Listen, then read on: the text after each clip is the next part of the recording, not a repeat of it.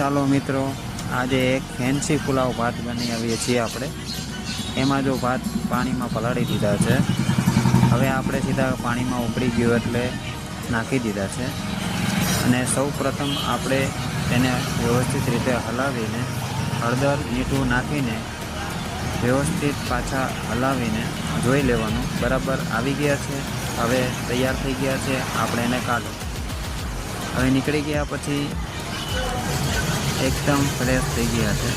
હવે એમાં ફુલાવર, વટાણા, ગાજર, કેપ્સિકમ, મરચાં, વટાણા, રીંગણા આ વસ્તુ નાખવાથી ઘર જેવો સ્વાદ અને એકદમ ટેસ્ટી બની શકે।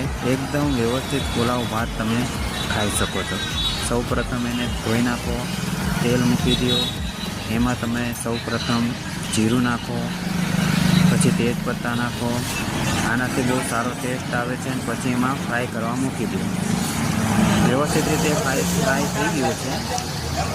હવે તેમાં તમે મસાલો એડ કરી શકો છો, થોડુંક ધાણા જીરું, થોડુંક મીઠું।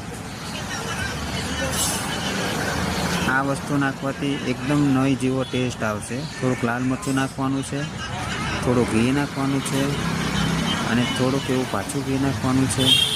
અને પછી આજે બિરયાની ભાતનો મસાલો આવે છે એ તમારે શાહી પનીર